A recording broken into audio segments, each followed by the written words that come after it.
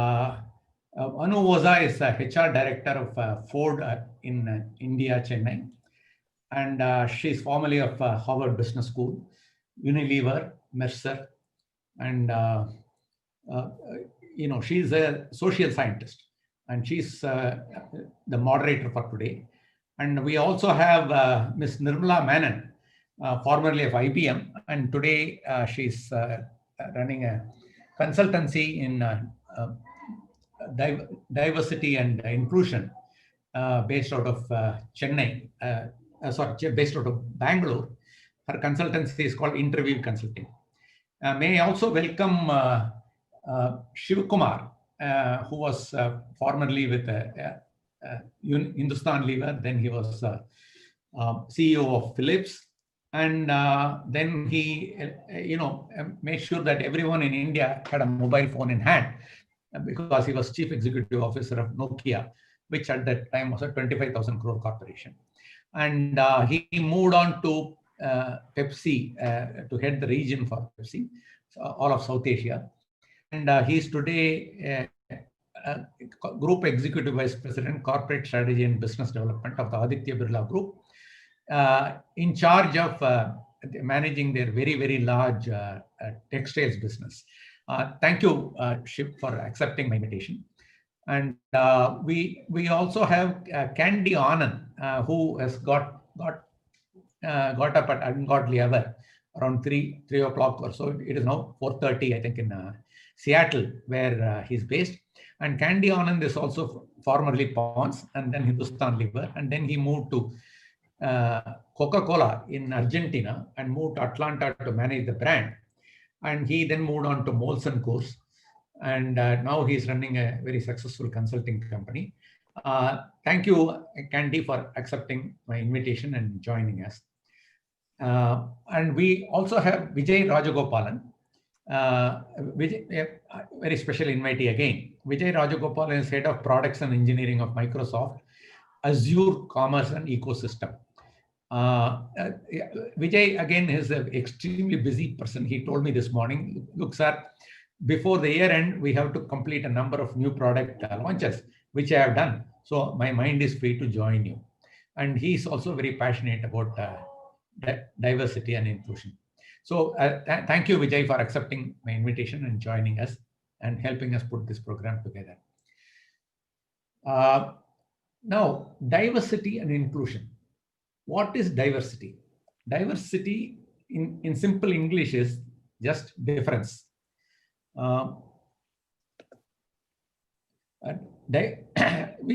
Diversity is there. I mean, diversity is a result of nature. Wherever you go, there is diversity. There are, everywhere you go, there are speakers of Telugu speakers, there are Hindi speakers, there are Nagas, there are Mizoram. In today's India, in Bangalore and Chennai, you find people from Uttarakhand, Chhattisgarh, I mean, people from various backgrounds. In Bangalore, even in the jails, you have 8 Ugandans and Sri Lankans. And I keep reading in the newspapers that there are fights that break out amongst them in the Bangalore jails. So diversity is there even in our Indian jails. And diversity is a matter of fact. It's a part of nature. And of course, the most fundamental diversity is there are men and there are women. Now, so for any company, the consumer universe is diverse. People who buy my products and your products are from all these backgrounds. You want everyone to buy your product. You want everyone to like your product.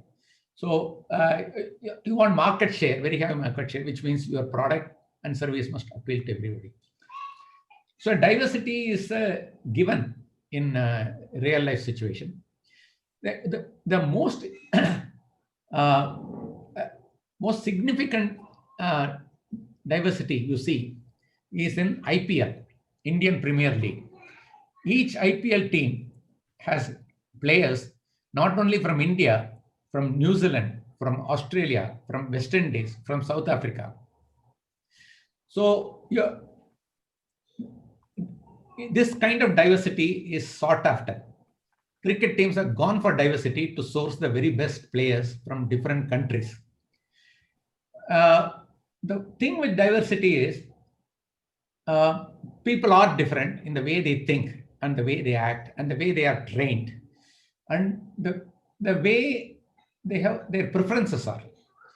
Now, yet, if you are the captain of Mumbai Indians or Chennai Super Kings or Royal Challengers Bangalore or Kolkata Knight Riders, you have to weave the team together.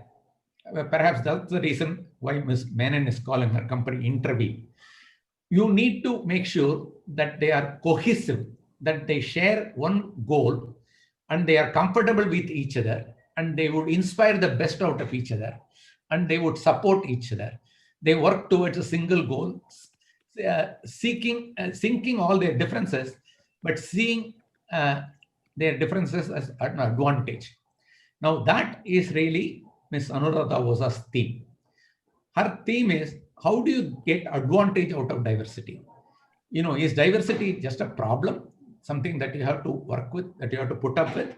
Or is it really a source of great performance, great contribution? And she's contending that it really is the latter, that diversity is a rich gold mine to be mined. Is that really so? Now, that is the question that we are going to challenge the panelists with. Over to Ms. Anu.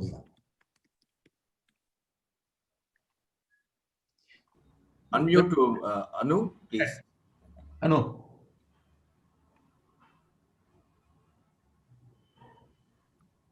Go to your mic. Go to the bottom of the laptop. Mohan, can you please do that? Go to the bottom of the laptop and go to the left, and you will see the mic. Mohan, can you unmute, please, Mohan? Yeah, can you hear me now?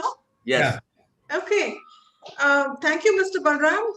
It's been a privilege and an honor to moderate this session, especially with you as chair, given the amount of mentoring that you've given me personally over my career.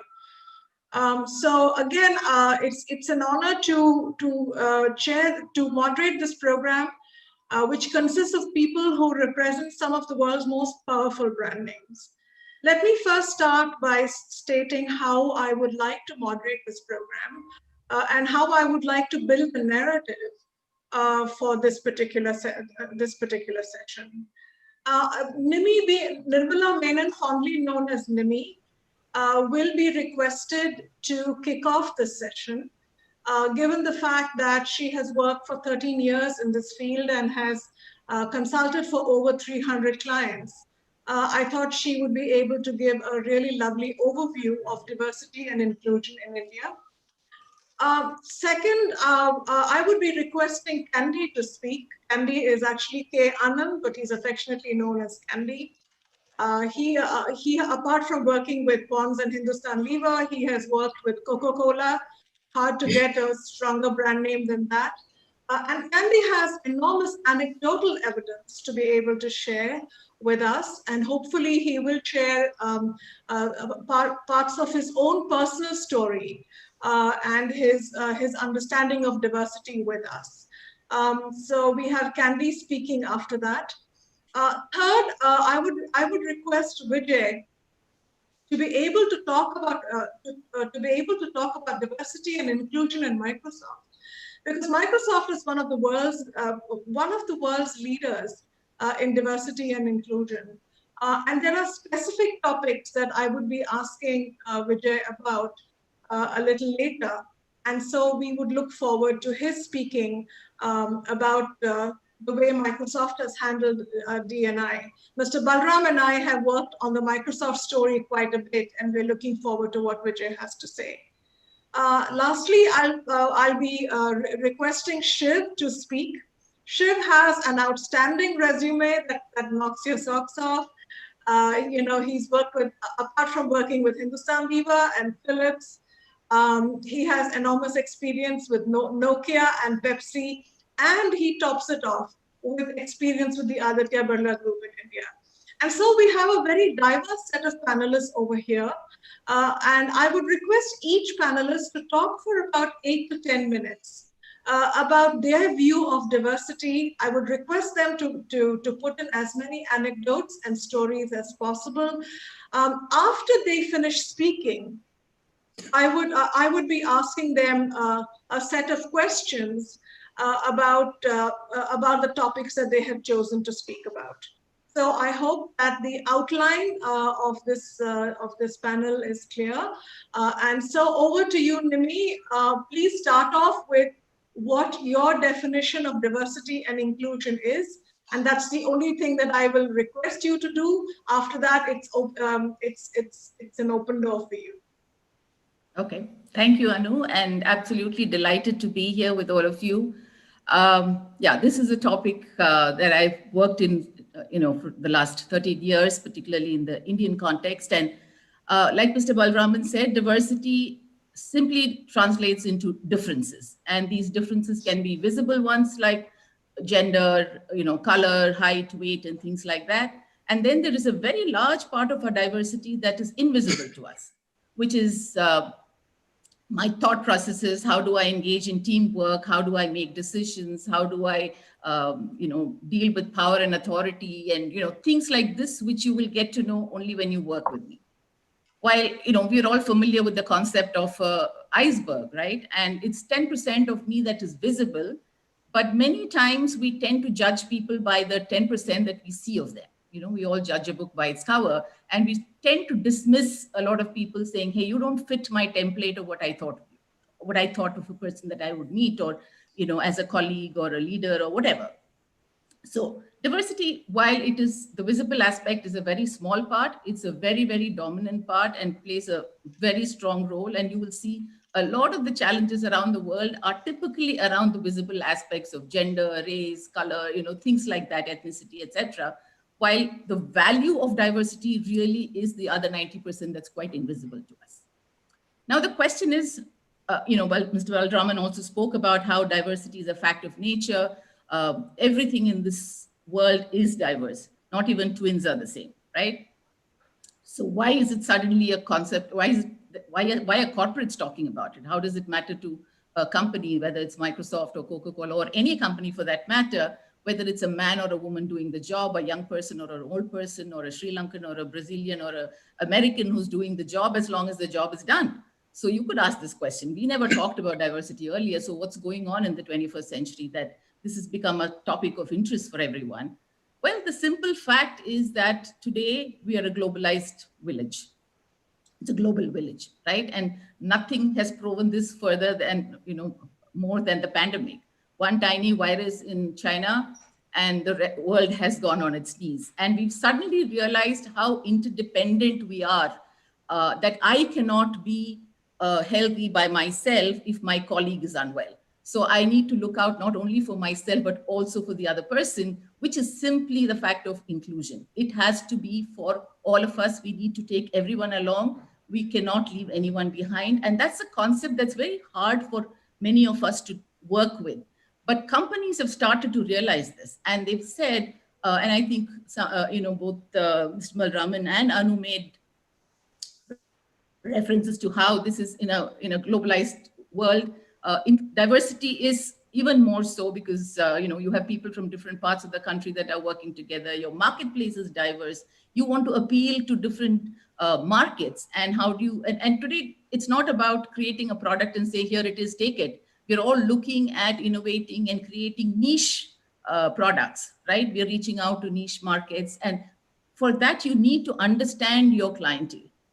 You need to understand who are the people who are buying our products and services, and preempt their needs and be the first in the market to bring those products and services. To put it very, very simply, I mean, we think big companies do diversity and inclusion, but even small businesses do this very intuitively because diversity is really about good business. Let me share a quick story because I heard Anu talk about anecdotes, and I couldn't help but notice that there is this little Kirana store where I live in Bangalore, in Indranagar. Now he's from Kerala, and I am from Kerala, and I buy a lot of my stuff from there simply because he stocks the stuff that Malayalis like to eat. And for Onam or Vishu, it's very simple. I just pick up the phone and I give him a call and say, hey, you know what to send me, and he will send me those appropriate fruits and flowers that I need for the event. And it's been that way for the last almost 7 years. The other day I was at his store and I was chatting with him, and he said to me, Madam, I've decided to expand my business and I'm taking on a partner. And the minute he said that, very quickly I asked him, because in an earlier conversation, he had told me that his sister had gotten married and his brother-in-law has moved from Kerala to Bangalore to find a job for himself. And I sort of thought maybe he hadn't found a job and his brother-in-law was sort of, needing something to do. So I said, oh, your brother-in-law is joining you. And he looked at me and said, no, madam, it's a local. Now, the way he said it's a local, I asked him, but why did you react like that? I didn't mean to offend you, but why did you react that way? And he said, no, madam, I was just thinking all the Malayalis in this neighborhood buy from me anyway. So basically he was telling me I have a captive market in this neighborhood in Indiranagar. Everybody buys from me. If I can get a local into my team, which is a Kannadiga, I will be able to reach out to the Kannadiga households. Now, this fellow is not even a 10 standard pass, but he's got his business concepts in place, right? I mean, he was just looking, and this is really what we are talking to corporates about. It's not a smart concept in that sense. Good businesses have always been diverse and inclusive in a lot of ways.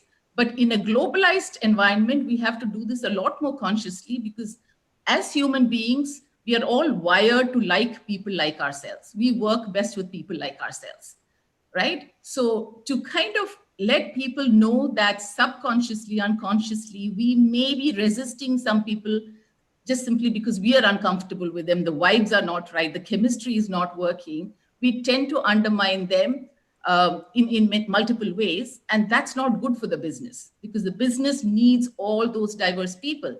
And increasingly, the world is moving away from just products to services, right? And we're moving more and more into the services piece. And what does a service mean? A service means my ability to please a customer. I could please several others, but if this one customer needs something and I'm unable to please that person, I haven't done my job. So it has become very personalized, very customized. We're all looking for people that can connect and relate to diverse people, right? So that has brought this concept to the corporate boardrooms today, saying we have to do this. It doesn't come to us naturally, but we need to do this intentionally.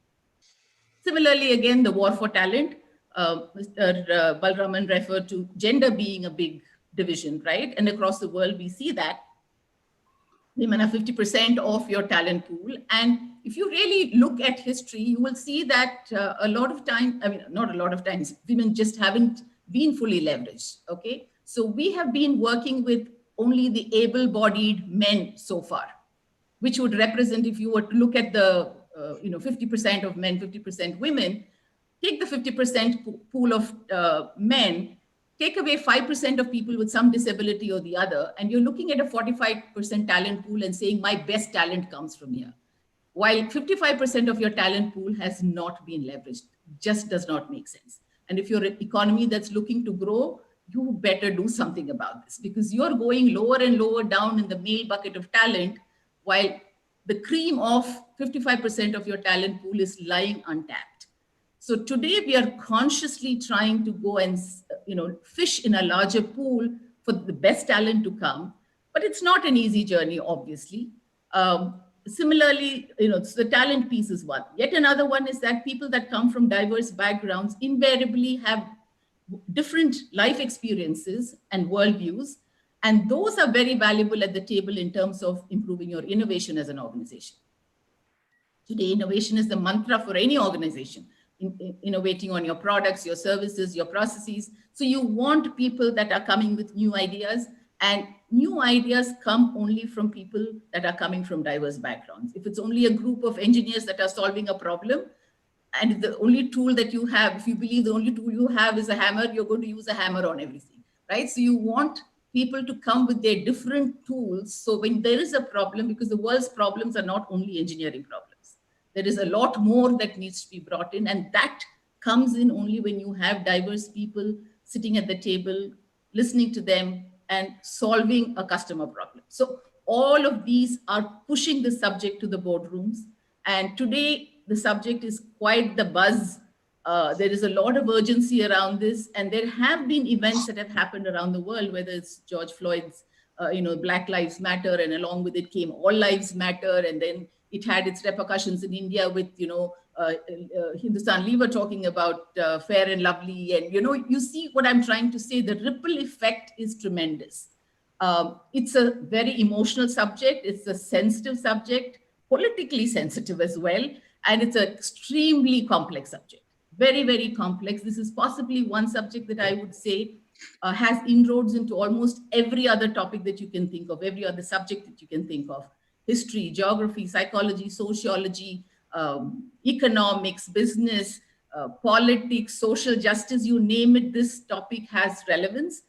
Therefore, it's an extremely complex one and therefore makes for great conversation. So with that, I will pass it back to you, Anu, and I will look forward to some good conversations. Okay, so thank you very much, Nami. You've given a pretty comprehensive definition of diversity. You've told us how many subjects are actually interlinked with diversity. And I now ask Candy to actually speak about diversity and how he actually became the de facto D&I manager for a portion of Coke, if not the whole of Coke, and some of the challenges he has actually faced when dealing with a diverse population. So it's not all optimistic. There are challenges, and companies need to learn to deal with these challenges. So over to you, Candy. Thank you, Anu, and thank you, Nirmala, for kind of setting the context and explaining what diversity is. Good morning, everybody. I guess good evening for most people. I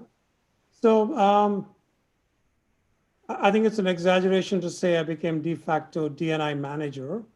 I think I definitely did get involved in diversity and inclusion, and I'll explain to you in a minute. So just to give you kind of my background and how this started. So as Balaraman mentioned, I worked in ponds, I then worked in levers, and then in late 90s, I left ponds and I joined Coca-Cola as marketing director of Latin America. Actually, till then, I had not thought of diversity as something, it just came intuitively. It wasn't really on my thought or vocabulary. And then when I went to Argentina, it was interesting, right? My entire team, I was looking after marketing in South America, were Spanish speaking,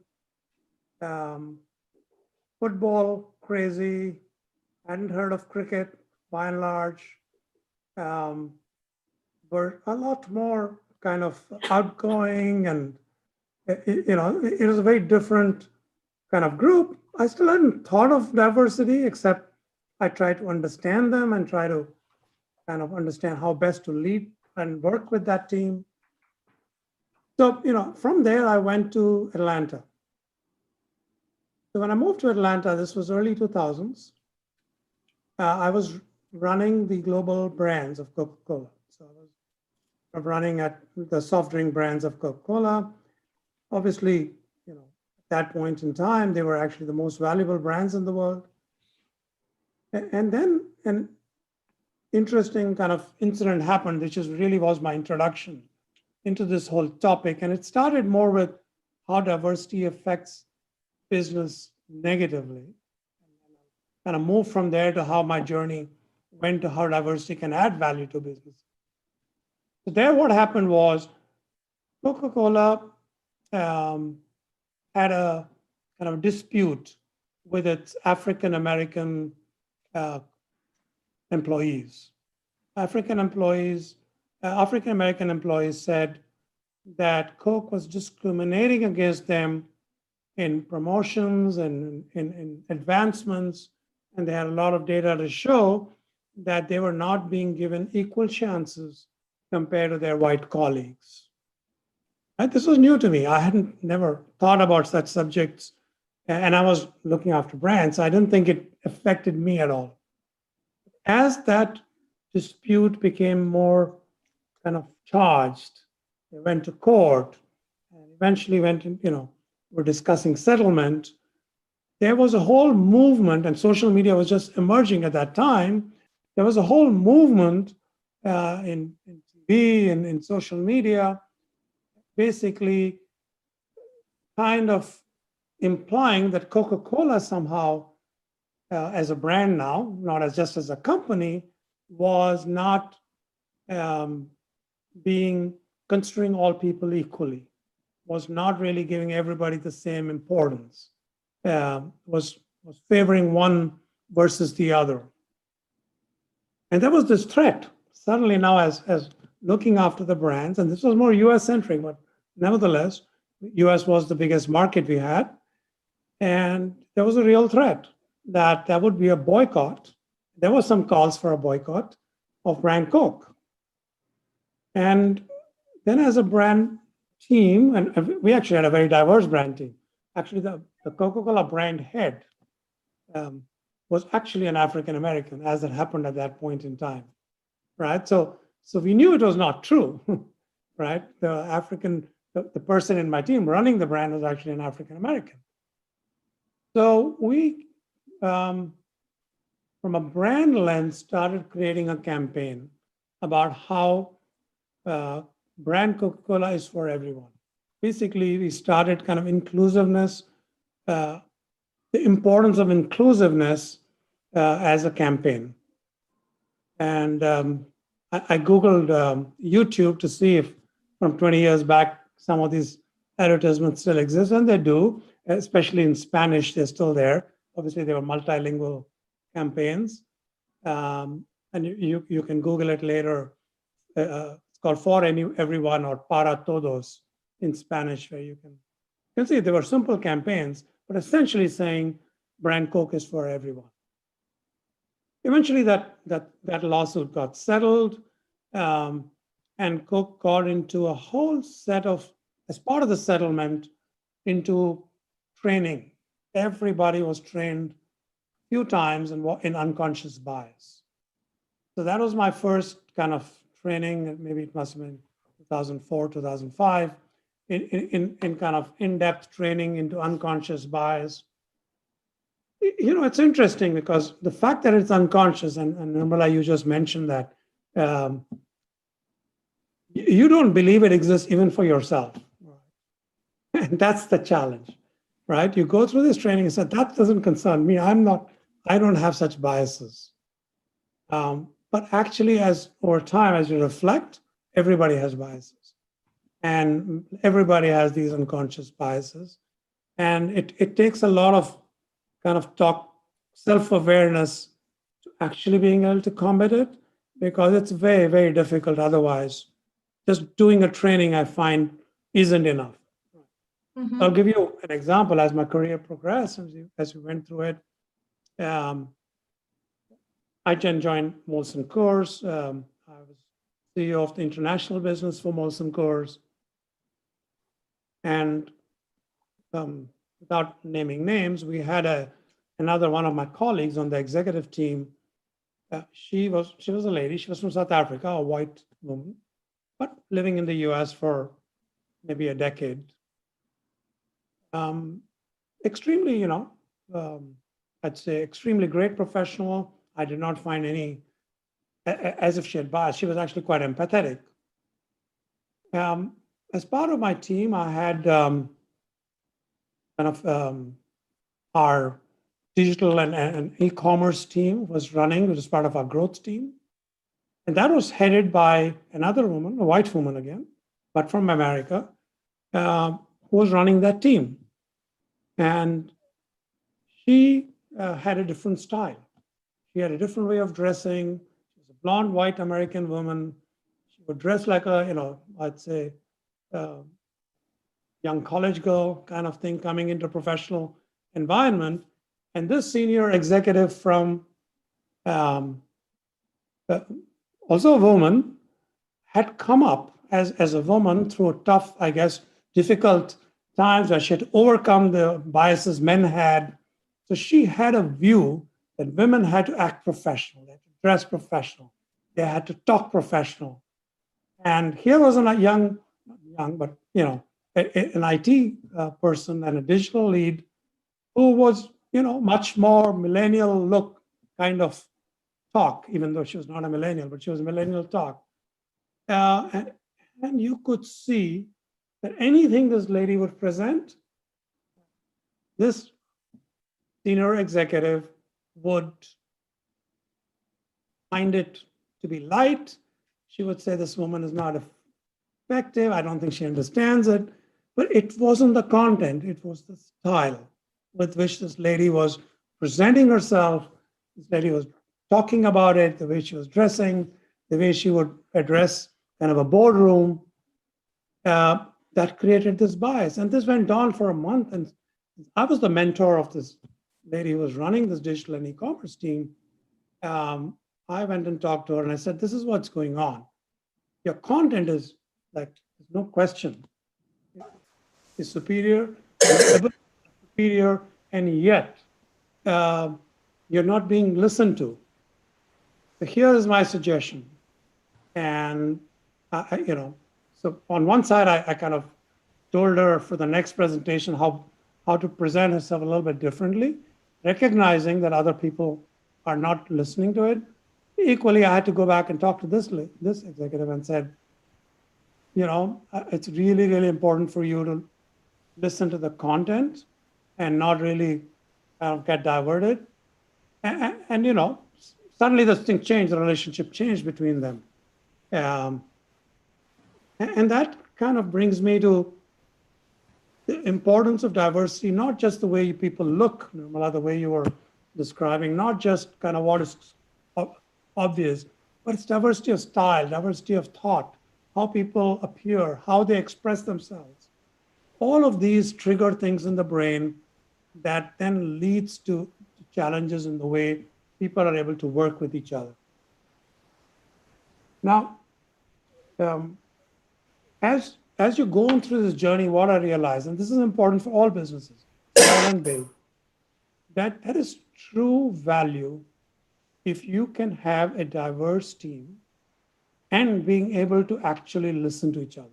There is initially some disruption because when you have a diverse team, people don't listen to each other. People don't, actually communicate with each other. But once kind of you're able to sit down and actually communicate, you realize that people with different backgrounds, people with different thinking style, people with different ways of approaching a problem actually tremendously add to the solutions that people bring. And there's a lot of evidence that is there, certainly in the US, about if you have a diverse board, then those companies are performing on the average 5 to 10% better than a non-diverse board. Why is that happening? Purely happening because those boards are able to see things better, are able to understand things in a different, in a more complete manner than boards that are all typically filled with white, old white American men. And that's clearly making a difference, and that's getting recognized now. I think that certainly in the US is highly recognized that whether you have a small team, a small company, a big company, whether it's a leadership team, whether it's a board, whether it's any group that you're forming, diversity really helps. Yeah. Now, you mentioned George Floyd and et cetera, Nirmala. I think in addition to that, there is a separate topic I think that certainly in the US people are addressing, which is racial injustice. And in a way that has to do with diversity, but it also has to do with past injustice. And what do you need to do to ensure that everybody, even if they come from an underprivileged background, are actually given the same level of opportunity. India has been addressing this for decades. I don't think that's new to India. It's certainly new in the US, where kind of injustice is being brought up as something that you've got to think about and address. And it kind of intermeshes a little bit with the diversity discussion. But I think diversity is beyond just racial diversity, gender diversity. It is very much about inclusiveness. It's about ability to meld teams that are much more productive because they think about issues, problems, challenges, opportunities in a more complete manner. So that's all I kind of kick off in terms of my initial thinking, Anu, and then I'm going to hand over back to you. So thank you very much for that, Andy. You've raised a number of points. One part which flows from Nimi's narrative is clearly the hidden narrative of one lady about how someone else should dress. And that's not a visible narrative, but it was something that was clearly going on in her mind. So you really addressed that. And there are 2 or 3 other important points that you addressed. You looked at corporate financial performance, actually.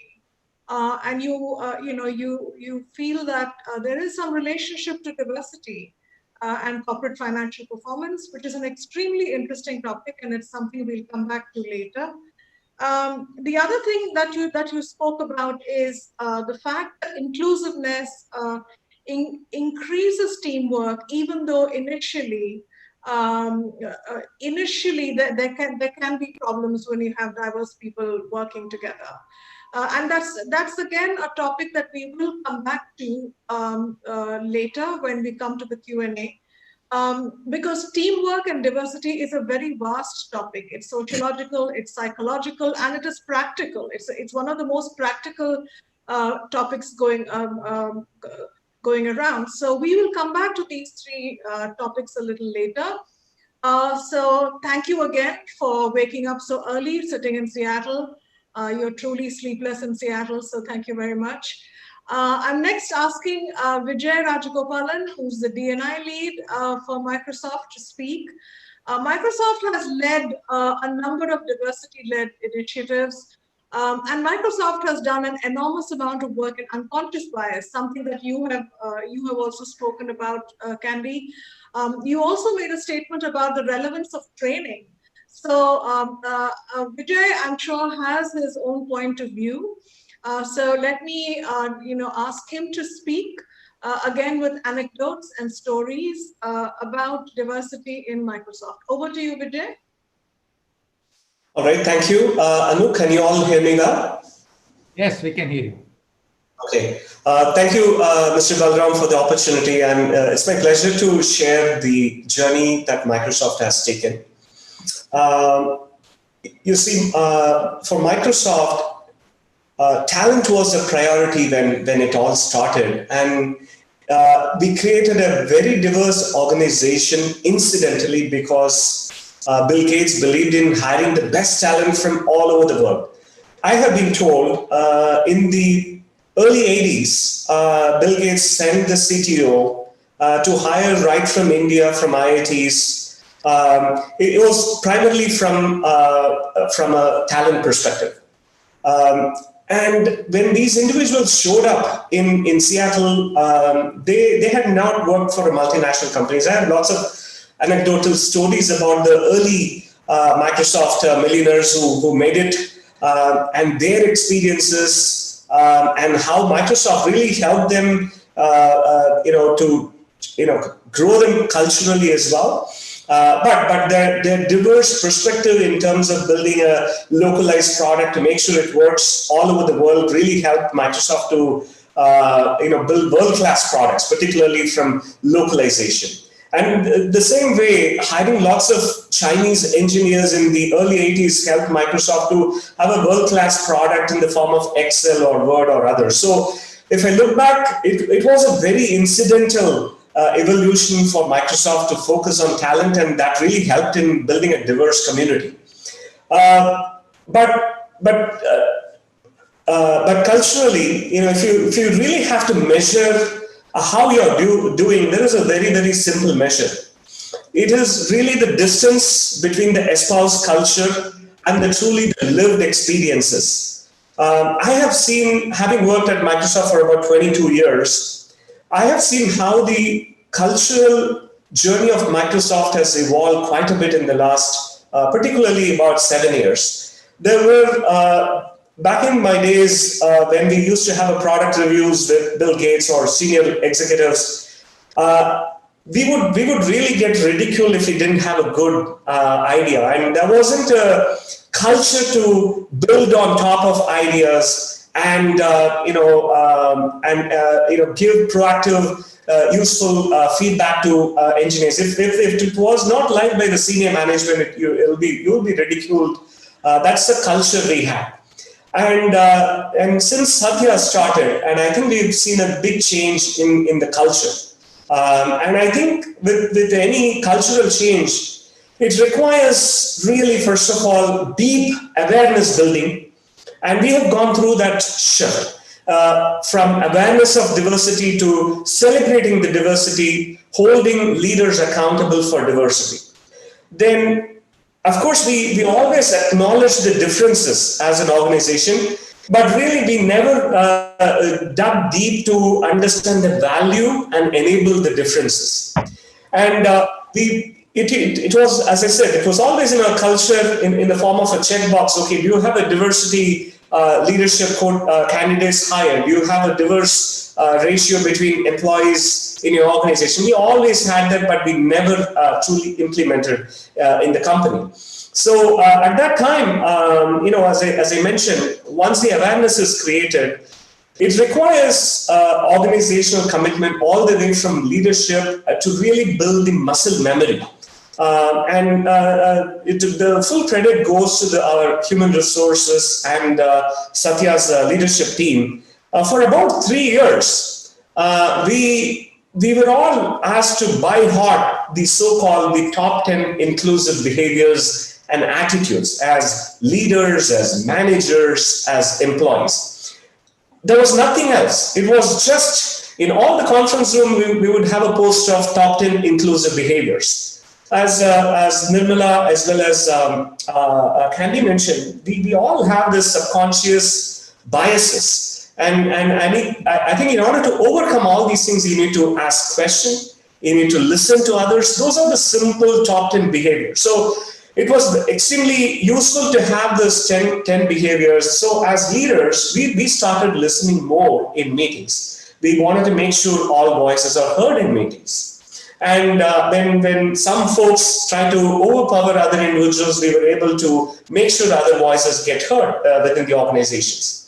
And so for about 3-4 years, it was all developing this muscle memory across the organization. And now I'm really, really happy to tell you that after about 3 or 4 years into practicing D&I, and the distance between the espoused culture and the lived experiences have come much, much shorter. Now, D&I is a core commitment of leaders within the organization. In fact, our performance review that happens twice a year, D&I is a core component of it. It is not an individual impact that matters or a product P&L impact that matters, how the employee delivered those success. So that's a big cultural change we have gone through. And I have to tell you some extremely practical examples how diversity helped in helping us build some really cool innovation. Many of you know Microsoft is extremely known for building accessible products. For example, if you use Windows, you don't need a keyboard or a mouse to operate Windows. And there are several blind people that don't use keyboard or mouse to operate Windows seamlessly. And I think that perspective has evolved by hiring lots of physically challenged, differently enabled people in a large organization. I have to admit, there was a gentleman who's a product manager from UK that we hired, who was single-handedly instrumental in evolving our developer tools and products to make it extremely more accessible. Otherwise, we wouldn't have had the lived experience of an individual as a product manager testing that product.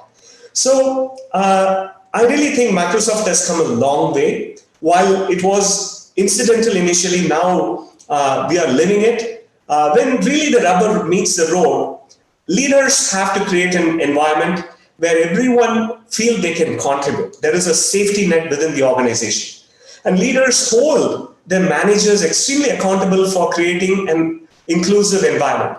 And obviously from coming down to the next level of managers who are the frontline leaders, demonstrating this role model leadership behaviors in every occasion in a day-to-day experience is extremely critical, and developing people skills to demonstrate diversity. So now we look at diversity really across the board. How is our hiring strategy from diversity perspective? How are we retaining diverse talent in our organization? How are we developing this talent? So I would say I'm really, really proud of the way we have evolved as a company, and thanks to in the last 7+ years, Satya's leadership evolving us in this direction. So that's the history and sort of some anecdotal stories about how Microsoft has evolved.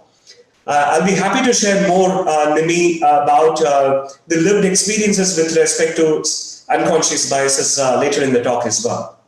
Certainly, and I certainly will raise those questions, Vijay, about unconscious bias and the training. Mr. Balram and I have both undergone that training, and we find it really good.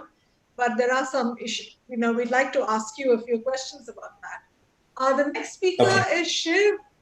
Shiv, again, as I said, has an amazing resume, and my request is for Shiv to speak about D&I in the Indian context.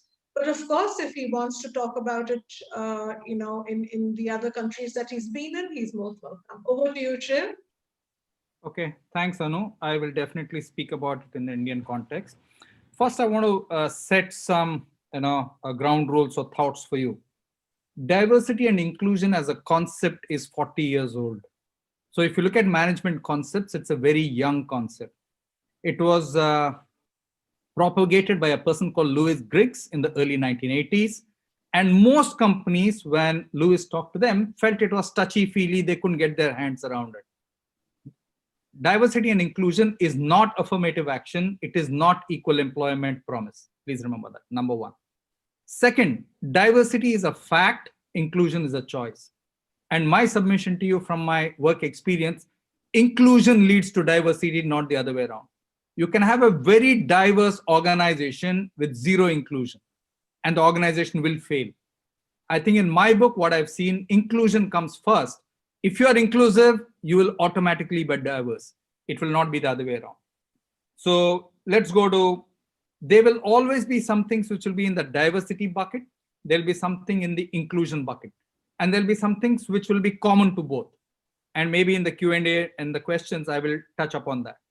Next, as we discuss this topic today, we have the highest number of women CEOs in the world in the Fortune 500 list, 38 of them. In almost every single year, the number of CEOs was less than 5% of the 500 Fortune companies. For the first time, you're at 7.5%. So obviously the world has taken some note of this. And my point to everybody on the call is that you will be in a minority in some situation or the other. That's when you'll feel the need for diversity and inclusion. When you are in the majority, you'll never feel the need for diversity and inclusion. Okay, when you go through that personal example, when you sit in a meeting when nobody else speaks your language or nobody else does something else, then you'll understand it. Now, specifically with respect to Indian examples, I'll talk about three: Nokia, PepsiCo, as well as Aditya Birla Group. Nokia, 40% of my management team was women. Okay, it was the highest, if not the highest, amongst all Indian corporations at that point of time. And Mr. Balraman knows a lot of them: Poonam Kaul, Petra Tarasoha, Hannah Sivanan, etc., Anu Perez. But by the time I went to PepsiCo, I had only one woman manager in my management team when I started. But by the time I left, again, we had 40% women in the management team. Okay. Now, both in Nokia as well as in PepsiCo, we actually pushed to get different economic strata background people, different disciplines to the table, etc. And at the end of the first year in PepsiCo, we realized that our women ratio was not strong enough. So we took a conscious decision to move it up significantly. And I said, all hiring in future, 70% of that must be women. Okay. And when we actually set this target out, the HR team as well as the leadership team said, Shiv, it's not going to be possible. I said, let's try it. Now, one of the things we recognize, it is easy to set a target, but it's extremely important to change the habits and some of the things men do when they interview women. Number one, when they interview women, invariably the hiring manager asks, when do you plan to get married?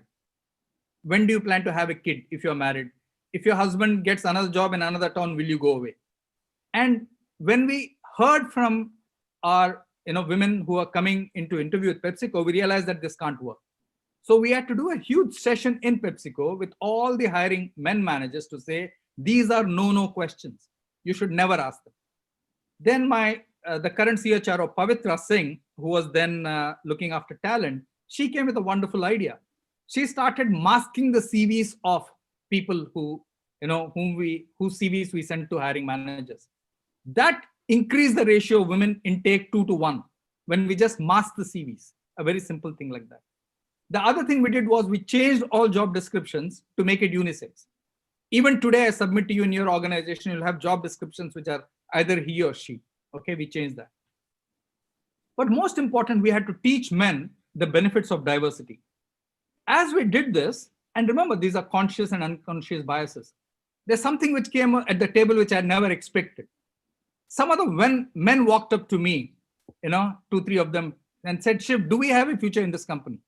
You are hiring so many women, you're doing so much for women, where do we stand? Okay, so then we had to ensure that we consistently promoted talent and consistently promoted the best people. In every appraisal that I was there in PepsiCo and even Nokia, we would do all the appraisals as a management team. At the end of the appraisal process, I would tell them, okay, now show me women's ratings vis-a-vis men's ratings. Believe it or not, in all the years that I was in PepsiCo, women scored higher ratings than men. Believe it or not. It was not conscious at all. Here were men and women rating their subordinates over women. And next, we had 11 job brands in PepsiCo. In 3, women earned more than men. In 3, men earned more than women. And in the balance, they were roughly similar. But nowhere was the difference more than 10%. PepsiCo India was the only equal employment, equal salary company in the whole world of PepsiCo. Okay. Now let's come to ABG. ABG has women as 14%. We've restricted ourselves to women, so I'll stay with that right now. Our target in the next few years is to move it up to 25%. My current team, in the strategy team, I have more than 40% women. In the textiles and other business I run, I'm trying to push that up. Okay, it will take some time. The reason being, manufacturing organizations have typically tended to rely on men and not women. So you need a huge mindset shift. I was in Rishra, one of our large textile plants. For the first time, we have a night shift manager who's a woman. Here's a 25-year-old girl who said, I want to be. I do not want to be discriminated against. And even in PepsiCo, we used to classify the cities and towns into red, green, and yellow. And we'd give the choice to women to pick what they wanted. We wouldn't put them. They would know what's a green city, what's a yellow city, and what's a red city.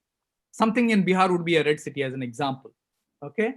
And you'd be surprised that many young girls would pick the red city and the yellow city, saying, I want to be tested. Okay. So that's all I want to say to start with. I finished 7 minutes of your time, Anu. Over, back to you. Okay, so we've had some fantastic thoughts being put forward by our August panel. I've put down a few questions that I would like to ask the panel. I may address the question to a specific person, but if someone else wishes to answer, that's fine. So I first want to ask this question of Candy, actually, because Candy brought up the issue of teams. And it's such a phenomenally important question.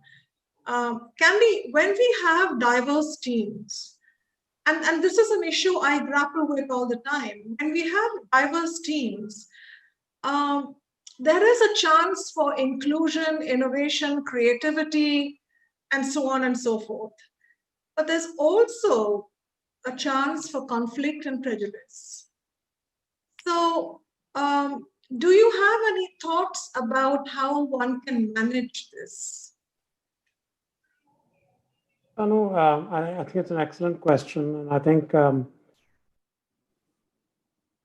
clearly, I think Shiv's point, which you just made on when you have a diverse team and kind of you don't include everybody equally, then you have an issue, right? I think that was a thought Shiv just brought up, which I think kind of underlies this issue when you get a diverse team. What happens is that, as I told you in my talk earlier, initially you always have a challenge on communicating, because when you're in a diverse team where inclusion isn't fully there, people are not listening to each other the way they should be, because in their minds, in their subconscious mind, there is a bias that is filtering everything that's coming.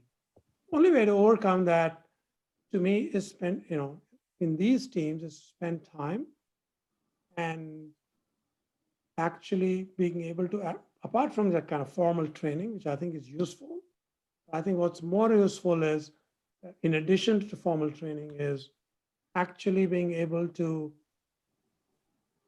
kind of get into understanding each other, their background, how they grew up, what they learned, kind of things they've done, the kind of things they've experienced, spending that quality time, not on the business, not on the problems you're facing, but on knowing each other.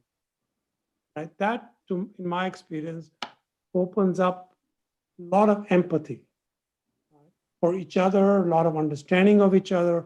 When you get empathy and understanding, then you get to, okay, now I can include these people in my group.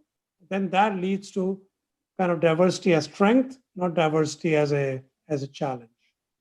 So spending that time, and therefore, in a way, the leader of, if there is a leader, or if it's a self-directed team, the team itself needs to be able to spend that time on, because they will be far more effective in the medium and long run if they spend that time first on building that empathy and understanding and inclusiveness, than if they try to solve problems and kind of attack opportunities.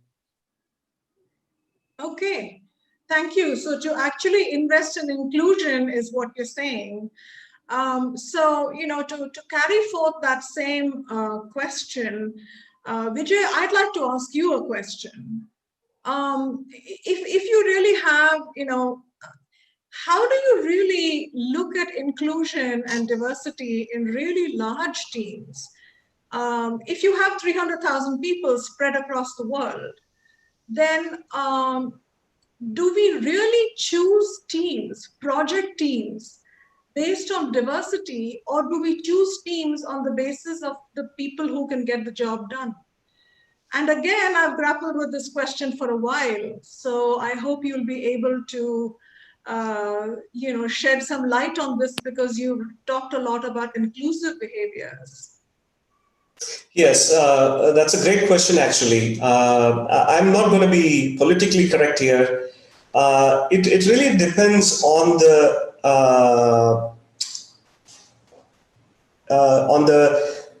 environment and the age of the group, and the priorities and all of that. So first of all, if you're bootstrapping a brand new team, and you would have clear key results you would be tracking.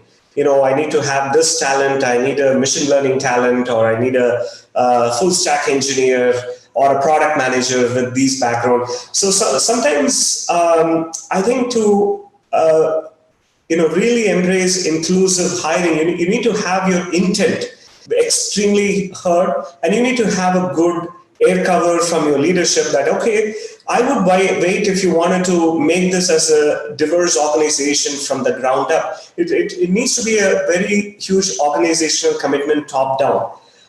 So it really depends on the circumstances and how you would shape up the diversity of the organization. But to answer your second question, I would say the culture of inclusion, it needs to be an ongoing dialogue that needs to be carried forward really for a long period. Your managers, leaders have to be educated. They need to demonstrate role model behaviors, and it should be a constant feedback loop of what is working. To be honest, we're all learning here. I mean, the COVID taught us new ways to be inclusive. It is not a level playing field for employees working from home. They have a diverse situation at home. They are living with their extended families. They may not have all the bells and whistles to operate at the like a leader. So we are learning constantly that. So we need course correction and ability for us to incorporate those learnings into our practice as well. So I think this awareness building is an ongoing exercise that needs to be continued using various channels, whether it's a poster or a video or visual way or training and all of that. And you need to clearly articulate the success metrics. 80% of the employee base will go through these mandatory diversity training. So you up the bar and have a common understanding across the organization. Then you also need to focus on how about new hires. And again, it requires leadership commitment. It shouldn't be a checkbox. It should really have a focused effort. We need to have X% of leaders, women leaders in these roles. We need to have 30% of women campus hires. So it should be intentional hiring. And similarly, growth and retention is also extremely important. How are you growing your leaders, having this dialogue and incorporating new learnings from diversity? How are you measuring that success? Again, as I mentioned now, at Microsoft, we are also evaluating employees based on how good they are with respect to their diversity numbers. How are they applying on their day-to-day job? And finally, branding and outreach is another aspect, I would say. So to put it in perspective, culture of inclusion, awareness with key success metrics should be an ongoing process. Hiring should be intentional, both lateral as well as college hiring. And you need to groom your talent, groom your managers with ongoing efforts as well. So that would be my answer. Okay, and thank you for that. I have a question for Shiv. Shiv, I was just wondering if you're so passionate about gender diversity, and that is really music to my ears. What I wanted to ask you though is that can D&I be mandated? Yes, diversity can be mandated, not inclusion.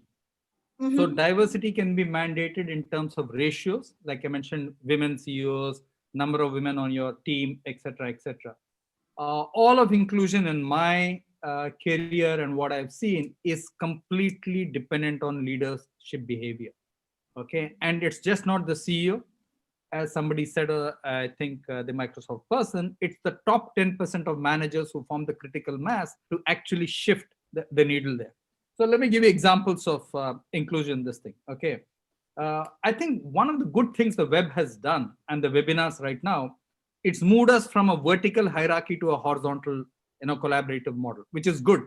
I think years of us trying to do it has not helped, but thanks to pandemic, we've done that. I think you need to educate people. You need to celebrate differences. And I'll give you simple things. This is something I learned in Nokia. Where the leader sits on the table is a very important aspect. I came from a very hierarchy organization to Hindustan Lever, where the leader sat at the head of the table. In Nokia, the leader never sits at the head of the table. He always sits at the side of the table. He is one of the people around the table. And if the discussion is going in the right way, he will not intervene. He will just let it go. If 90% of the answer is coming through from the team, he'll just keep quiet. He will just not do it. Okay. So that's, I think, very, very important.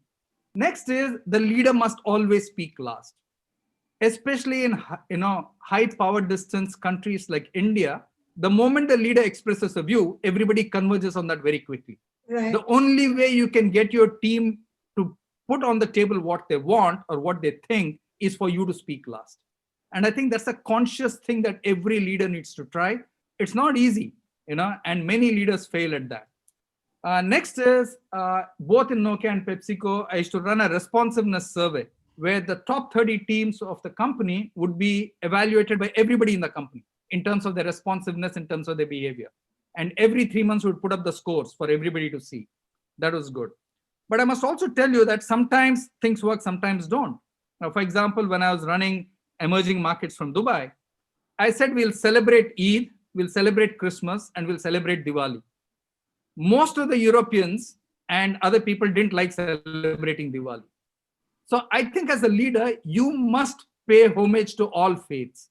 You must pick the most important faith and do it. Okay. My intent was that we celebrate all faiths, but I don't think I was understood that way. A lot of the people felt that because I was Indian, I was trying to push the Diwali celebration on them. So I would say a lot of inclusion. The agenda has to rest with the top 10 leaders of the top 10% of leaders of the company. They have to be your role models. If they do not, then you will never get inclusion. Shiv, I have a follow-on question before I ask the question of Nimi. Is it possible to look at D&I, or at the very minimum, is it possible to look at diversity at all levels in the company, including factories? You're very familiar with factories and and all kinds of that. Yes, you can look at it, but you must also recognize that there is a certain skill set which is required. So let me give you an example. Nokia, the plant in Sri Perumbudur had 12,000 people. 75% were women. The average age was about 23, 24. That was because to assemble a phone, you needed very nimble fingers. And women could do that any day better than men. You take the garments factories in the Aditya Birla Group. We have tons of garment factories. 99% of them is women. I just went and visited NR Fashions in Bangalore. In 200 people in the stitching floor, there's only one man. Okay, so the skill set requires extremely important. On the other hand, you go to Hindalco, where you have a furnace, you have something else. Okay, then you need some men for that type of a job. Okay, so it has to be based on the skill set you need for that industry, and then hire the best for that skill set. Excellent. Thank you so much. My next question is for Nimi. Nimi, you've seen 300 companies in your really diverse, quote unquote, diverse career. And Candy had mentioned that, when you have, let's say, women on the board, you actually get a 5 to 10% increase in corporate performance. And I think this is a hugely important issue where I'd like to hear out as many panelists as possible, actually. But first, Nimi, since you've had experience of so many organizations, could you talk a little bit about whether corporate financial performance and D&I activities are related or not, or how much are they related? Yeah, no, there are tons and tons of studies out there which talk about the correlation between diversity and business results. Yeah, it's definitely there. But I would question that a little bit, saying that correlation does not necessarily mean causation. That just because you have women, your business has succeeded, because a business succeeds because of multiple other things. It's not just because you have diverse talent in it, right?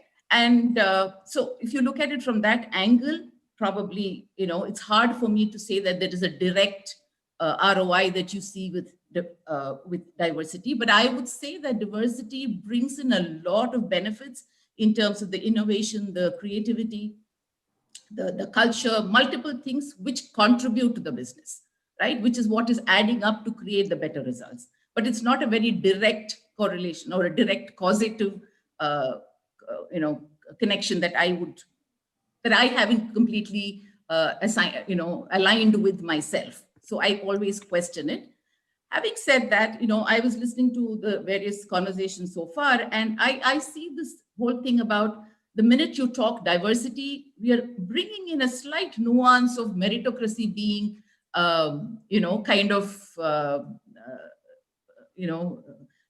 undermined, right? That the minute you bring diversity, somewhere we are compromising on merit. Now, I really want to say that, we need to think differently about this. It's not about charity. Businesses are not there for charity. You need to bring the right people in. But having said that, there are quotas or goals or targets or whatever you might call it that companies are bringing in because they have been traditionally disadvantaged, historically disadvantaged groups of people that need that one step up for them to be able to compete on the same playing field. And for that, this is a social justice angle where you bring in, say, for women, one woman on the board of a company, or at least 3 women on this leadership team. These are things that companies are coming up with, and I think that is essential, because in a sense we don't know what we don't know. We've always worked with a certain template that has worked, and as leaders I do not want to do something that has not been tried and tested before, because my appraisal is on the line, right? So I'm going to play carefully to see that, if I hire from an IIM, nobody's going to fault me. But if I'm going to hire from ABC college and the person doesn't turn out right, I'm answerable. I'm accountable for the hire that I made. So we play it safe, because our roles also are evaluated on our performance. So we tend to go with what's been tried and tested. It's hard for us to be courageous to take a different stance. And this is where the leadership piece comes in. And I think Shiv made a reference to that. And I truly believe that it's leadership that's lacking at this point. There is nothing else. I mean, there are laws around countries that ask for this. There are tons and policies and programs that companies have around the world. Everybody is talking about best practices and awards being given. So there is nothing new that anybody is really coming up with it in that area. It's really about demonstrated leadership behaviors. And that's important, because leaders somehow haven't engaged with this fully, because they all believe, I've managed people all my life, I know how to do this. I've got to where I am because I've made the right decisions. Intuitively, I know who's going to be a good candidate, right? We are not letting ourselves keep that window of open to see, am I really considering everybody that's available for this role? And this is where the leaders, let me give you an example. I mean, like you said, I work with different companies, and there was this particular leader that I was engaging with in an organization who spoke about, how difficult it is to get women into these plants, because, every woman wants to be in the city for whatever reason, et cetera, et cetera. And yes, it is a genuine problem, and there are multiple reasons for it. And I also knew from having met with this person a few times that he has a daughter, and the daughter was doing engineering, and it was time for her to graduate. So I casually asked, has your daughter graduated? What is she planning to do? And he said something that was kind of very insightful to me. He said, well, she's got a job in a small town, but I'm telling her to find a job here in Delhi. So here is a person who is, talking about not finding enough women to go into smaller towns, but for his own daughter would like the daughter to be in the city with him, right? And this is where the problem is, because we are saying one thing, but really not emotionally fully connected with it. So as leaders, we need to have some of these uncomfortable conversations and figure out, where is it that I'm missing? Because people take cues from leaders. They're watching to see what you, and there are times when a leader will say, I mean, the company stands for diversity and inclusion. They're talking about it on big forums, but a leader at a personal level, somebody says, oh, there's a D&I event, would you please come and address? And he says, today I'm extremely busy. I don't have time for co-curricular activities. Actual words. So you see, the culture is set by leaders. So I would very, very squarely put the current non-movement or the needle not moving on leaders. Now it's time for leaders to step in and walk the talk, because enough of the talk has been done. Okay, so thank you very much for that, Nimi, because we looked at an inside-out perspective. I would now like to ask Candy something from an outside-in perspective. Candy, you work for marketing powerhouses.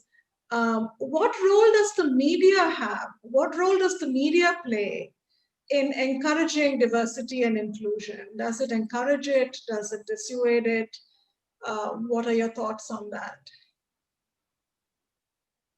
I think at a high level, of course, media is encouraging it, and I think Is what, Candy? Sorry, I didn't get what you said.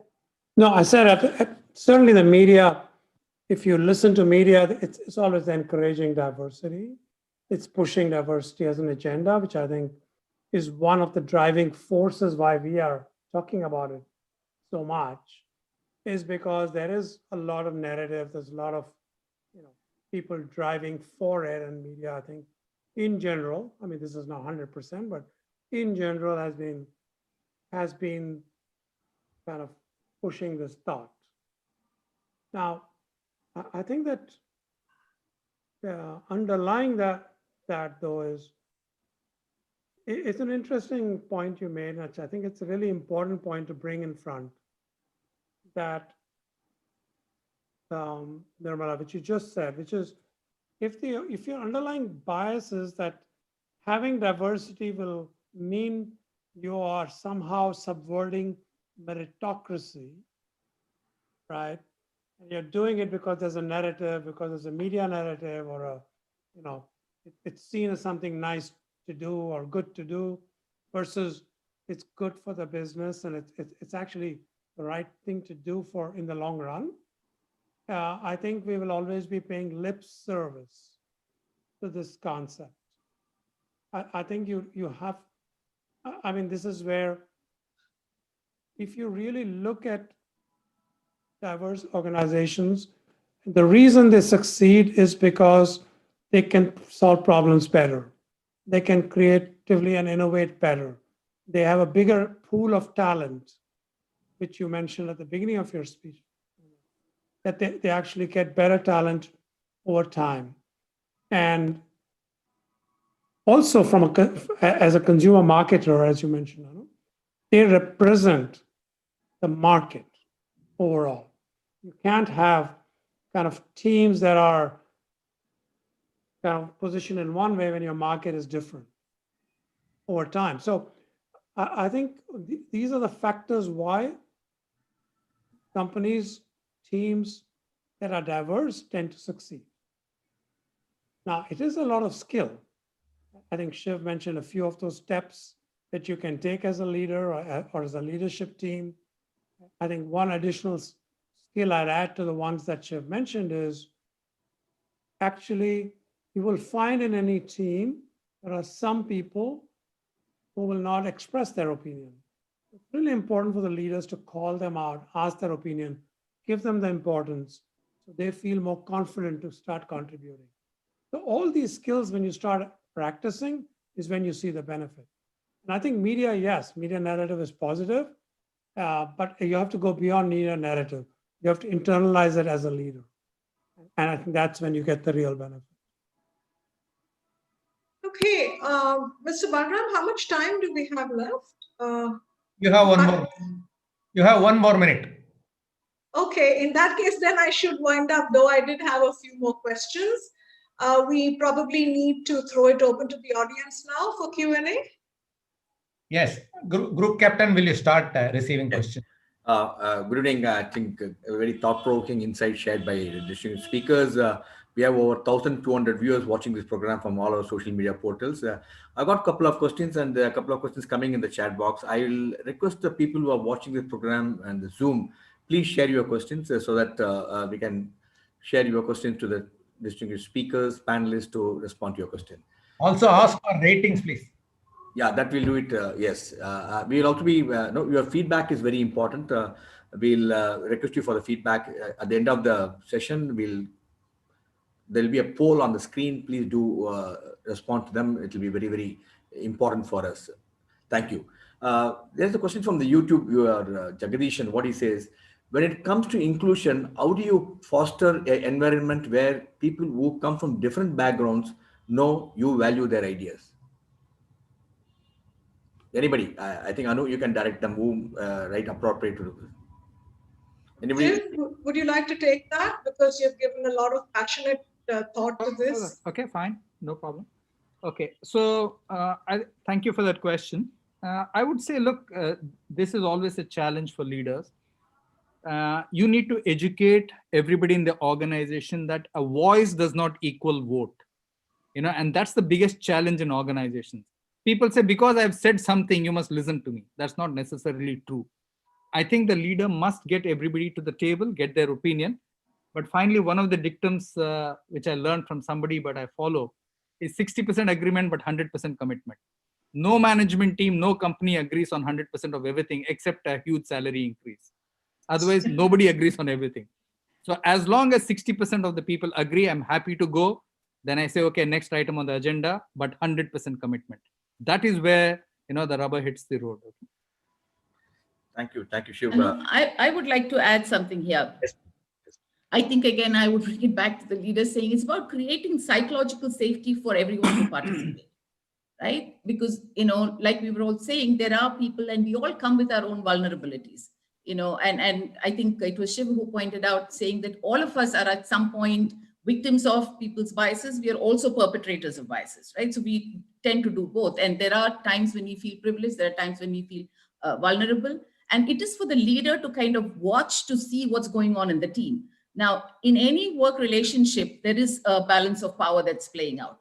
All work interactions, there is power that's playing out. And the power could be, I'm senior to you, I'm older, I'm more tenured, I'm taller, I know the bosses, whatever, so there is that power play that tends to happen. And as leaders, you need to watch to see, who are the people that are vulnerable in the team? Are they having a voice? Are they able to speak up? So if I see somebody that I feel is, and let me give you an example. This actually happened with a good friend who shared this. He said he was going for a meeting, and when he looked at the list of invitees, he said he was the lowest ranking manager who was going for this meeting. And he was proud about the fact, but he was a tad nervous, saying, all these are senior leaders, their business unit heads, etc., etc. So he goes for this meeting, and he says, obviously, he went a little early, and he walks into the room, into this conference room where this big meeting is happening. And there were a few people already. And where do you think he was going to sit? I mean, clearly he was going to sit at the back of the room because he knows he's the lowest ranking leader and manager in that group. And he said, I was walking to the back of the room to sit at the side when one of the business unit leaders called out to him and said, hey, Bala, where are you going? Come sit next to me. And he said, that was a huge moment of affirmation. And he said, the first thing I thought about was, this manager remembers my name. He called me by my name, which was great for him. And he said, come and sit next to me, which gave him a tremendous sense of confidence and affirmation. And that meeting was a game changer for his career. He was at the table with the powers that were there, and he made some points which were heard because he was at the table. And he said, I may have had the same thoughts at the back of the room, but I'm not so sure I would have been able to say it with the conviction I did sitting at the table. And he said to me, Nimi, that for me was inclusion.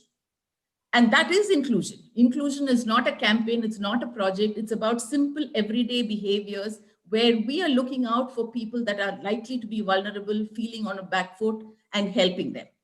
And that's all this manager did, just gave this person the space to prove himself. And that's what he did. And it was a game changer. And for life, this person remembers that manager as having been very inclusive and having valued him in a very practical way to give him a chance. Thank you. Right? So this is really where the difference actually comes. Thank you. Thank you, Nimrat, for the very insightful. I'll take a couple of questions from the chat box. It's something out of box question I thought I will think. This is a chapter, Mr. Ganeshan from our MMA Namakkal chapter. He says, very nice to see everything is transparent. I have one area of concern in small businesses where owners, where relatives occupying the positions, not on merit. How do you bring diversity in the area of Namakkal, family businesses? I think it's a question. Would anyone like to attempt this question? How do you bring in diversity in your family businesses as an entrepreneur? Well, Mr. Balram, I think you can. Yes, Mr. Candy, please go ahead. Well, probably not necessarily the best suited to talk about family business, but nevertheless, I think there are, if you bring in a relative who you believe, and this is the point Ramana was making a little bit earlier, if you think somebody has power because they are close to the boss or they're related to the owner, and then you are now you already have a bias in your mind. You have a bias in your mind that person's voice is more important than yours. That person's opinion is more important than yours. That person somehow can harm you or benefit you, right? And that bias is then going to change the way you think or say or do things. And I think while some of this may not be untrue and it might happen in reality, I think that it is important for both the owner of that business, if they really want to be effective, to demonstrate that that is not necessarily the way that business operates. Equally, I think it's about courage individually that you have to be able to continue to kind of voice your opinion for what's right versus what you think in your mind that person is expecting you to say or behave or do. So I think often we, and this happens in our personal relationship, it happens in our work relationship. We try to anticipate what the other person wants, say, thinks, and we then kind of change our actions. And I think courage is really important in corporate environment in these fields. But equally, it's really important in those kind of situations that the leader is educated. So if there's an HR person in that organization, they should definitely talk about this being one of the challenges. You have a number of relatives. It's really important that that is clear to everybody that a person in a position is a person in a position. Their background does not matter. Thank you, Mr. Candy. Great answer to a great question. And here's a question from Mr. Suresh Kumar from Zoom. What do you want to? It's practically not possible for a leader to consider everyone's opinion. At some point, a leader has to move on with a decision which may not acknowledge someone's opinion. So in such a case, you think that the concept of inclusiveness is being undermined? Your views, please. Yeah, Vijay, would you like to take that? Because that's about large teams, especially. Yes. Obviously, making a habit of asking questions is something we're all learning. Asking question gives us the opportunity to undermine incorrect assumptions and challenge our biases. Right? That's first part. And I think you don't need to get averaged out result by seeking everybody's input. I think as a leader, you have to make sure you are seeking diverse point of views. Ask yourself whether you have solicited diverse input. If not, whose input can request? At the end of the day, you are the leader to make sure you are steering the product in the right direction. But make sure you hear diverse point of view. Invite quiet members to speak and contribute. Vary the process of how ideas are shared as well. As an example, I would like to share some personal experiences, right? For any disruptive product innovation in our organization, we want to make sure the ideas come from everybody in the organization. As a matter of fact, the millennials today or the younger kids who join Microsoft have perspectives about how mobile phones and communication should work. That's really diverse, super useful ideas. So one of the ways we go about ideating is to generate lots of ideas. That requires changing the way processes work. As an example, you could say, managers, you run an ideation session, generate thousands of ideas, and you guys vote. Have a democratic process of voting the best idea. This is how you generate breakthrough ideas. So seeking others' input is not to get an averaged out democratic outcome. Instead, it is to make sure you are seeking diverse point of view. And you can also challenge the process, how you are seeking diverse point of view to arrive at the breakthrough innovative solution or a decision. Thank you, Vijay. Now we have a question again from the Zoom before I move on to the social media, YouTube.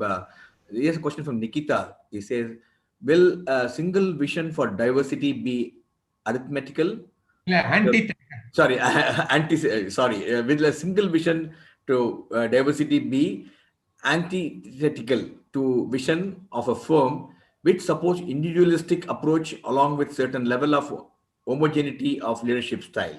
She further want to know that in situations like this, diversity might bring disturbance in the ongoing culture of the organization. What must a leader do in such a situations? Oh, I think this is a perfect question for Shiv, but it's a long question, so I hope he was able to keep track of it. Shiv, Yes, I did. I'm reading it on the screen right now Yes, in front please. of Yes, me. please. So I Okay. have that. I've opened that folder. Here's the thing. What are you doing diversity for? And when you say there's homogeneity of leadership style, then that itself might be the reason to actually push for diversity. Because that is a classic problem which you have in senior management, which is groupthink. Everybody thinks the same. If everybody is thinking the same, then the 9 other people or the 10 other people apart from the boss are not needed. And I would actually advocate that having different points of view at the table is important. And linking this back to the last question, whatever decision you take, I think the trust in a leader happens when the leader explains the reason why he took a decision, even though it's not 100% agreed by everybody. Good When the point. leader consistently does that, then he gets much more trust. Both in Nokia and PepsiCo and ABG, I've never taken decisions which all 100% agreed with. But I always explained my decision to the larger organization. I stood up before them and said, this is the reason I'm taking this decision. Okay, I've heard both pros and cons, and that's what it is. And I would say that, pursuing diversity as a initiative to make the organization better is the goal that we are talking about. Okay, and I think as long as you have that objective, I think you're fine. Next, I would say, I want to end this by saying, I just read something from Fareed Zakaria a month ago, and this is very valid for this question and topic. Fareed Zakaria said that in the post-pandemic world, you need leaders who are realistic, but who are idealistic. It's a very funny combination. He quotes, Roosevelt, Truman, etc., Eisenhower, and he says, you have to accept the reality, but you must always shoot for the ideal. And I think that's what we should do when it comes to diversity and inclusion. Because we have a bunch of problems does not mean that we wallow in that reality. We accept that, but shoot for the ideal, ideals of what the company stands for, ideals for what you as a leader stand for. Thank you, Shiv. With Mr. Balraman's permission, we take 2 last questions before we come to a conclusion, though the number of questions that come from the social media portal. Here's a question from Mr. Raghuvanshi, is from Delhi. He says, when you set out to hire candidates whose belief align with your mission, how do you avoid disqualifying people with different backgrounds? I think Nimi could take that question given the number of organizations she's seen. Are you comfortable with that question, Nimi? Sure.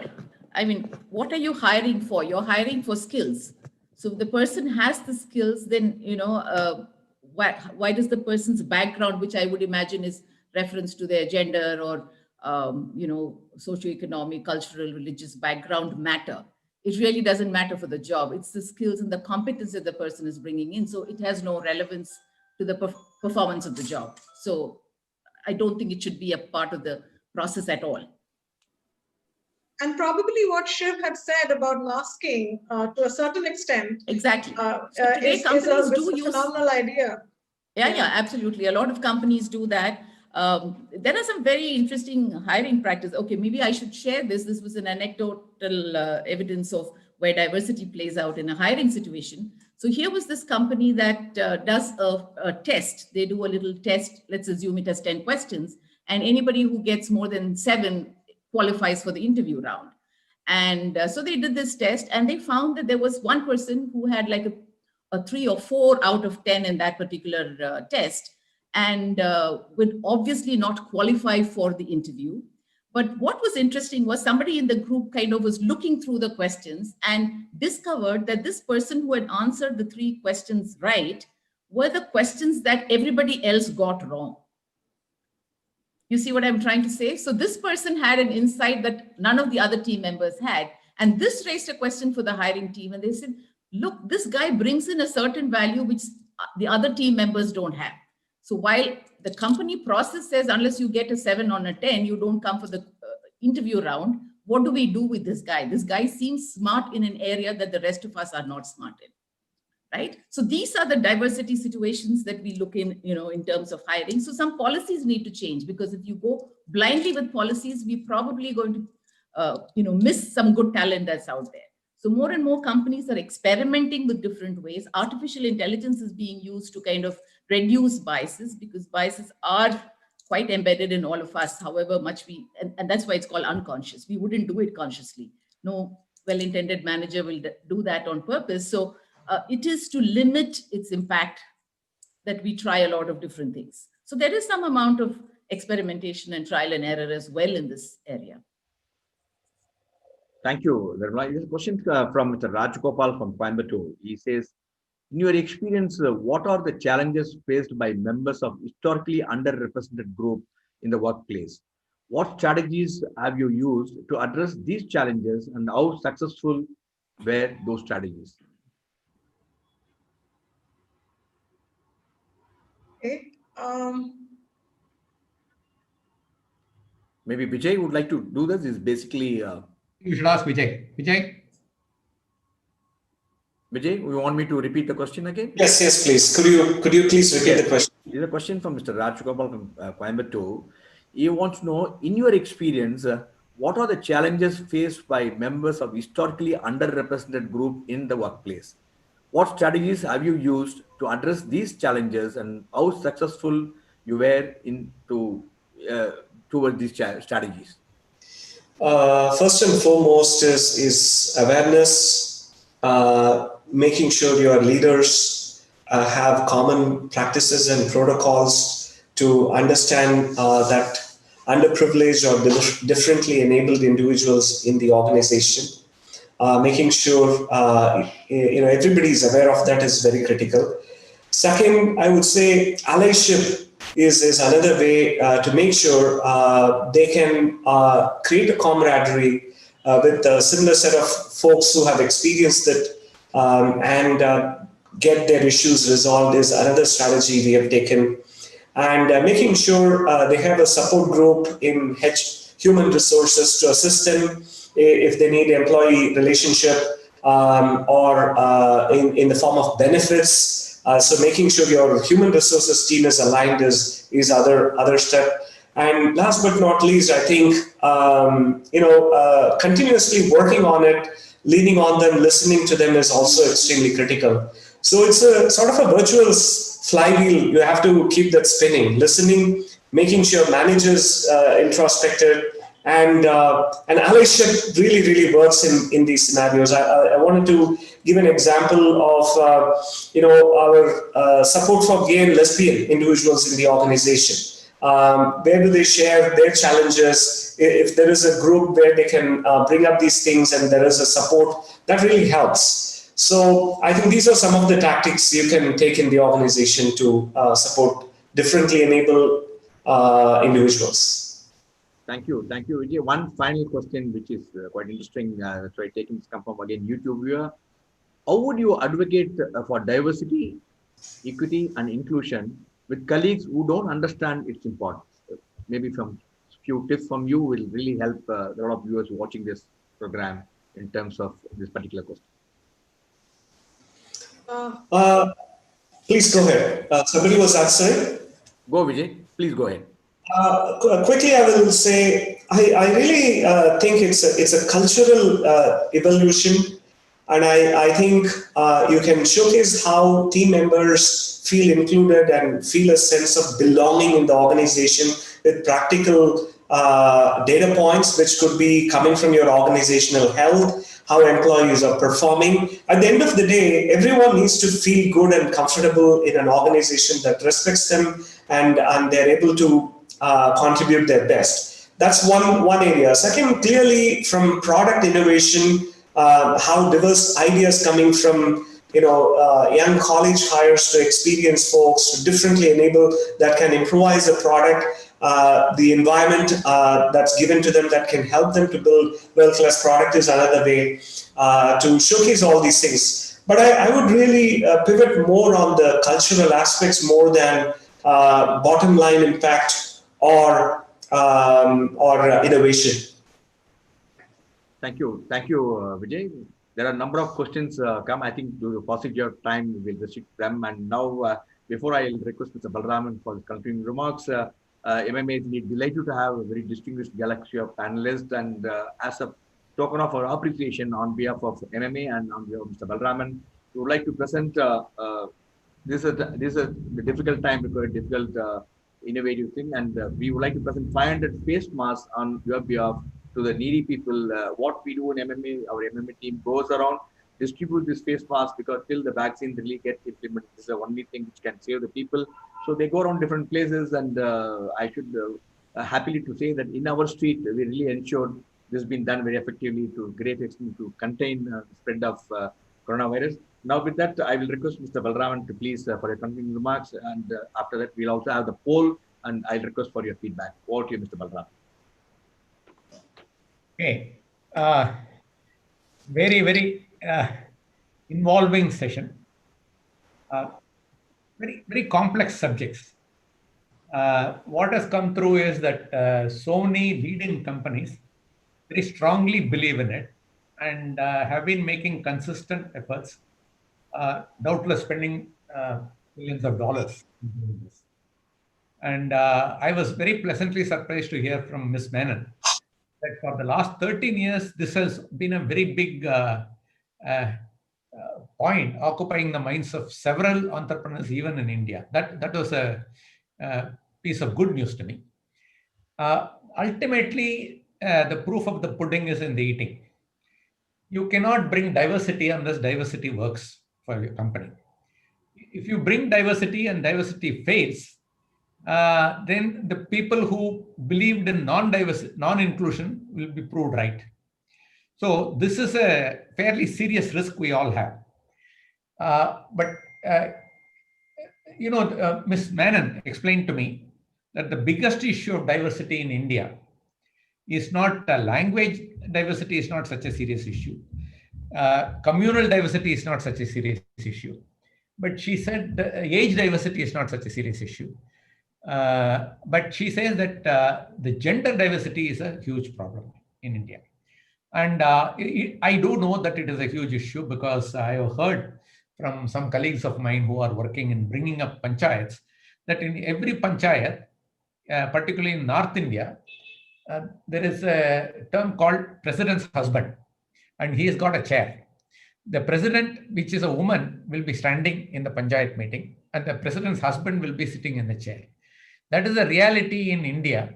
You may reserve panchayat chairmanship to women, but with people like Lalu Prasad Yadav, it's very difficult to, make it a reality, make it happen.